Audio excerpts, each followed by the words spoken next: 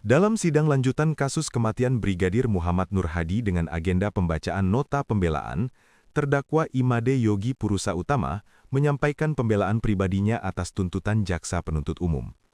Yogi dalam pembelaan yang ditulisnya sendiri di dalam sebuah buku catatan pribadi menyampaikan bahwa dia tidak pernah melakukan pembunuhan terhadap Nur Hadi seperti yang dituduhkan kepadanya.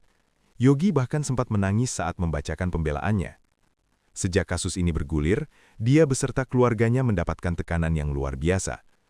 Dalam sidang, Kamis, Yogi dituntut dijatuhi hukuman pidana penjara selama 14 tahun, serta dibebankan membayar restitusi Rp385 juta. Kuasa hukum Yogi, Hijrat Prayitno, juga menyampaikan bahwa tuntutan terhadap kliennya itu tidak sesuai dengan fakta-fakta yang terungkap dalam persidangan. Hijrat mengatakan, saat membacakan dakwaan terhadap terdakwa lainnya, yakni I Gede Aris Chandra, ia didakwa melanggar pasal 354 ayat 2 KUHP. Namun dalam tuntutannya, diubah menjadi pasal 354 ayat 1 KUHP lama, atau sama dengan pasal 468 ayat 1. Tindakan ini menurutnya tidak boleh dilakukan, dan justru melanggar asas kepastian hukum. Padahal kata Hijrat, saat proses pembuktian di persidangan, para saksi menyampaikan bahwa pada saat jam yang diduga menjadi waktu kematian Nur Hadi, Yogi sedang tertidur.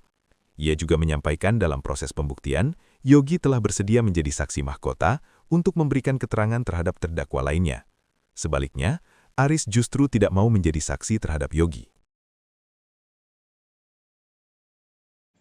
Tidak ada saksi mata, tidak ada bukti langsung, tidak ada rekaman, tidak ada pengakuan, dan tidak ada motif yang terbukti.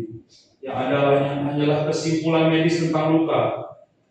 Namun menjelaskan bagaimana luka bisa terjadi bukanlah membuktikan siapa pelakunya.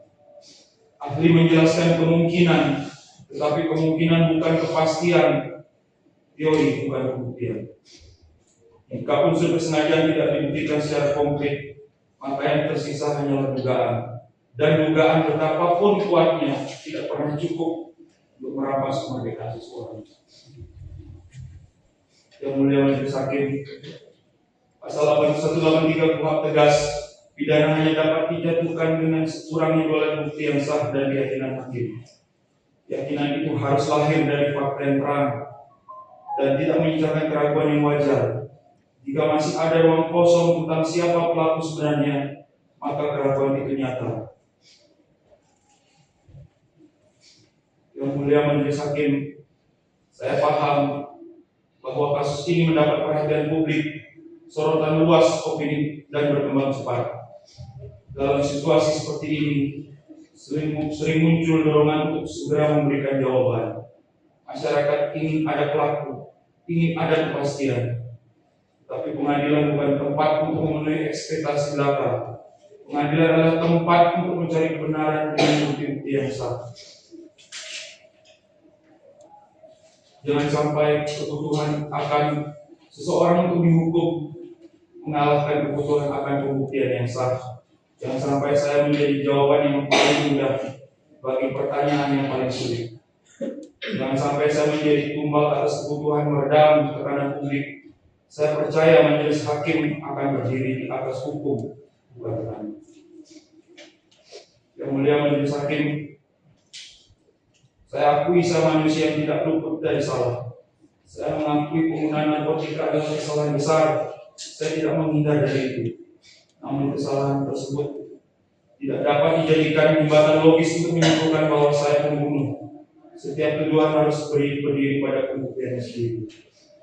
Di titik ini tidak ada lagi yang saya sembunyikan. Tidak ada lagi yang bisa saya pertahankan selain kebenaran. Dengan segala kerendahan hati, saya bersumpah demi kisah yang dewasa, Tuhan yang saya yakini, yang melihat segala sesuatu, yang bersembunyi dan mengetahui isi hati manusia, bahwa saya tidak pernah sedikit pun melakukan penganiayaan atau merampas nyawa almarhum teman sahabat saya saudara. Ia datang sebagai teman, ia tertawa bersama saya, dan sekarang saya tidak pernah menginginkan apapun selain kebenaran dan kematian yang terungkap. Jika saya berbohong dalam sumpah ini, maka biarlah saya mempertanggungjawabkan bukan hanya di hadapan hukum manusia, tapi juga di hadapan Tuhan. Saya tegaskan, tidak pernah sedikit pun ada keinginan dalam diri saya agar perkara ini tidak terungkap. Saya tidak takut pada kebenaran, saya hanya takut jika kebenaran tidak terungkap. Yang mulia majelis hakim, jika unsur kesengajaan tidak terbukti secara pasti, alat bukti langsung yang mengaitkan saya dengan perbuatan yang didakwa atau dituduh ke saya, jika ada hanyalah kemungkinan dan asumsi, maka hukum saya berarti menghukum berdasarkan nafsu belaka. Saya tidak meminta belas kasihan, saya meminta keadilan. Nyatakan unsur kesengajaan tidak terbukti.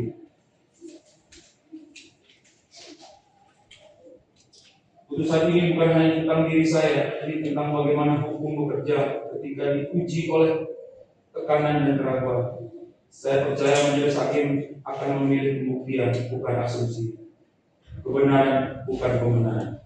Terima kasih. Wabillahi taufiq wal hidayah. Wassalamualaikum warahmatullahi wabarakatuh. Download Tribun X sekarang. Menghadirkan lokal menjadi Indonesia.